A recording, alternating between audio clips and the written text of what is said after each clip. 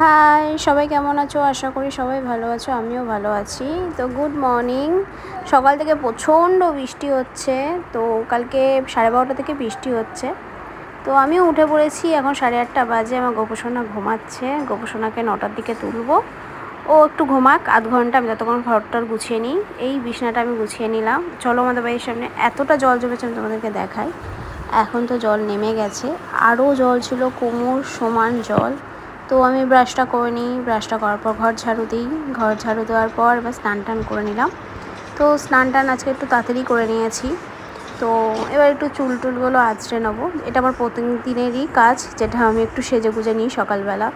তারপর চুলটাকে একটুখানি বেঁধে নিয়ে সিঁদুরটা পরবো। এটা আমার রোজকারই, আমি প্রত্যেকটা দিনটা আমার ধরা বাঁধা। সকালবেলা তাড়াতাড়ি করে স্নান টান করে উঠে ঘরটা ঝাড়টা দিয়ে ব্রাশ করে স্নান টান করে আমার গোপসোনাকে তুলি। গোপসোনাকে তুলে তারপর ওকে খেতে দিই। তো এবার সিঁদুর টিঁদুরগুলো পরে নেবো। পরে নেওয়ার পর একটু টিপ পরে নেবো।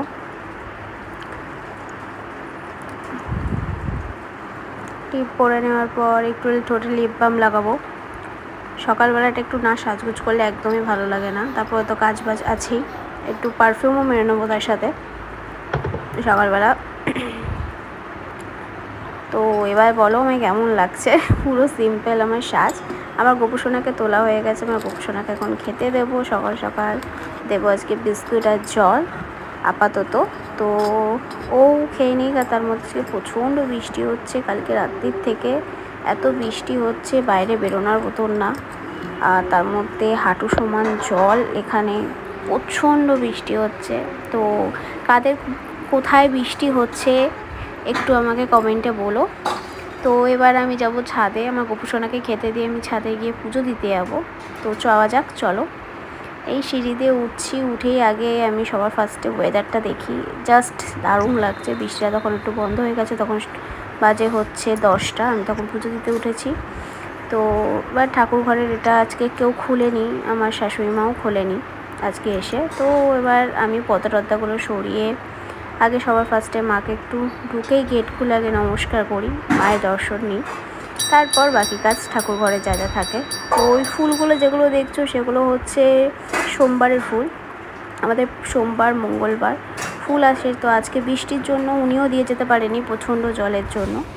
তো আগে সবার ফার্স্টে মায়ের দর্শন করি, মাকে একটু নমস্কার করি। মাকে দেখে আমার মন ভরে যায় সকাল সকাল। তো জানলাটা খুললাম না, কারণ বৃষ্টির ছাড় আসবে। তো তার সাথে এবার ঠাকুর ঘরটা মুছে নিই। এটা দুবেলা করে আমরা মুছি। তো ঠাকুর ঘরটা ভালোভাবে সিঁড়িগুলো মুছে নেওয়ার পর তার মধ্যে পাপোশটাও ভেজে গেছে। এবার ধূপকাঠি এগুলো বের করবো, ধূপকাঠি জ্বালাবো। তো আমাদের সবসময় ওয়ান্ডেল আনা থাকে। তো এবার লাইটারটা দিয়ে মোমবাতিটা জ্বালিয়ে ধূপকাঠিটা জ্বালাবো।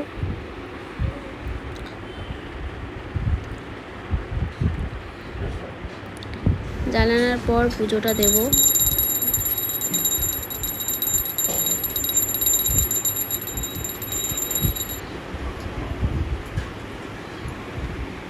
পুজো টুজো হয়ে গেলে নিচে যাব। আমার গোপসোনাকে আবার খাবার দাবারগুলো তুলবো, নিজে চা খাবো। তো পুজোটা আমার ঠাকুর ঘরে ঢুকলে মিনিমাম আধ ঘন্টা থেকে 1.25 ঘন্টা আমার সময় লাগে।